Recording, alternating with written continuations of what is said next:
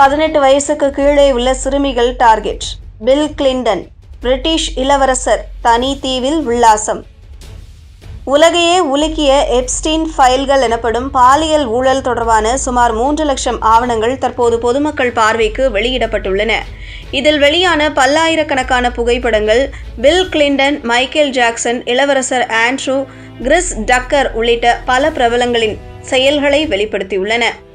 முன்னாள் அமெரிக்க அதிபர் கிளின்டன் சிறுமிகள் சிலருடன் நீச்சல் குளத்தில் இருப்பதுடன் பிரிட்டன் இளவரசர் ஆண்ட்ரூ ஒரு சில பெண்களின் மடியில் சாய்ந்திருப்பதும் எப்ஸ்டீனின் மடியில் சிறுமிகள் இருப்பதும் போன்ற காட்சிகள் பதிவாகியுள்ளன. இது தவிர ஜெஃப்ரி எப்ஸ்டீன் பல சிறுமிகள் சூழ இருக்கும் ஒரு படத்தை அமெரிக்க நீதித்துறை வெளியிட்டுள்ளது. இருப்பினும் அப்பெண்களின் முகங்கள் மறைக்கப்பட்டுள்ளன. அமெரிக்காவைச் சேர்ந்த கோடீஸ்வரர் ஜெஃப்ரி எப்ஸ்டீன் தொடர்பான அனைத்து சட்ட ஆவணங்களும் எப்ஸ்டீன் ஃபைல்கள் என்று அழைக்கப்படுகின்றன. இந்த ஆவணங்களில் நீதிமன்ற பதிவுகள், விமான பயண பதிவேடுகள், மின்னஞ்சல்கள், புகைப்படங்கள், வீடியோக்கள் மற்றும் இதர ஆதாரங்கள் அடங்கும். டிசம்பர் 19 அன்று அமெரிக்க நீதித்துறை 3 லட்சம் ஆவணங்களை 5 தொகுப்புகளாக வெளியிட்டது. இவை அனைத்தும் எப்ஸ்டீன் ஃபைல்களின் ஒரு பகுதியாகும்.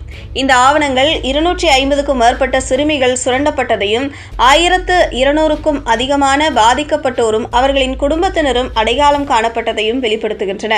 இந்த சிறுமிகளை உலக தலைவர்கள், கோடீஸ்வரர்கள், தலைமைச் செயல் அதிகாரிகள் மற்றும் விஞ்ஞானிகள் போன்ற பல பிரமுகர்கள் பாலியல் ரீதியாக துன்புறுத்தியுள்ளனர். சிலரது படங்கள் சந்தேகத்திற்கிடமான சூழ்நிலைகளில் எடுக்கப்பட்டதும் இதில் வெளியானது.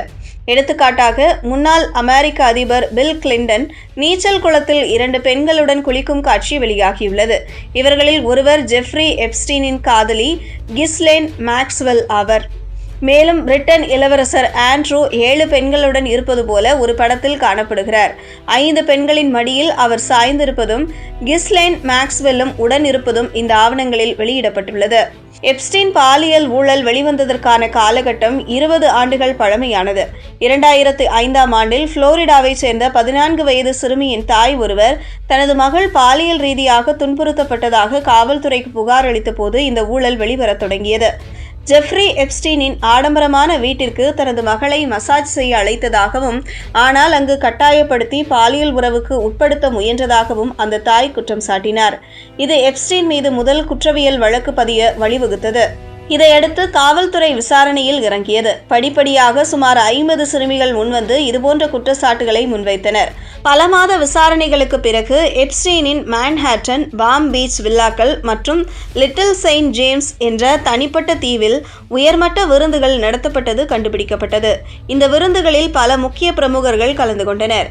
எப்ஸ்டீன் இளம் பெண்களை ஆசை காட்டியும் மிரட்டியும் தனது தனிப்பட்ட விமானமான லோலிதா எக்ஸ்பிரஸ் மூலம் தீவுக்கு அழைத்து வந்தான். இதில் அவனது காதலி கிஸ்லேன் மேக்ஸ்வெல்லும் உடந்தையாக இருந்தார். எப்ஸ்டீனின் செல்வாக்கும் அதிகாரமும் மிகவும் வலுவாக இருந்ததால் விசாரணை தொடங்கிய 3 ஆண்டுகளுக்கு பிறகும் அவன் கைது செய்யப்படவில்லை.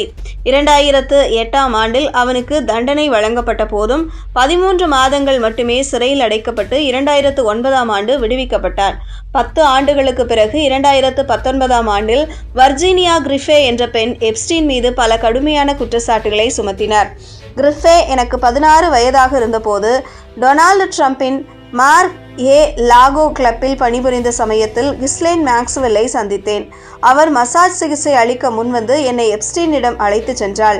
அதன் பிறகு எப்ஸ்டீன் என்னை தனது வில்லாவிற்கு அழைத்து சென்று 3 ஆண்டுகள் பாலியல் துன்புறுத்தலுக்கு ஆளாக்கினான் என்று கூறினார். வர்ஜீனியாவுக்கு 16 வயதாக இருந்தபோதுதான் எப்ஸ்டீனை முதல் முறையாக சந்தித்தார்.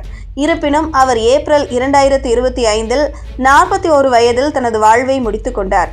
இதன் பிறகு சுமார் 80 பெண்கள் எப்ஸ்டீன் மீது புகார் அளித்தனர்.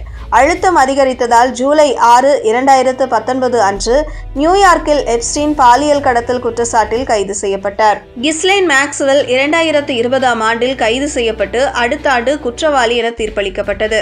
சிறுமிகளை சேர்த்து கடத்திய குற்றத்திற்காக அவர் 20 ஆண்டுகள் சிறை தண்டனை பெற்றார். அவர் தற்போது சிறையில் உள்ளார். அமெரிக்க நீதித்துறை வெளியிட்ட ஆவணங்களில் முன்னாள் அதிபர்கள் பில் கிளின்டன், டொனால்டு ட்ரம்ப், பிரபல விஞ்ஞானி ஸ்டீஃபன் ஹாக்கிங்ஸ், தொழிலதிபர்கள் பில் கேட்ஸ், எலான் மஸ்க் உட்பட பல டஜன் பிரபலங்களின் பெயர்கள் வெளியாகியுள்ளன.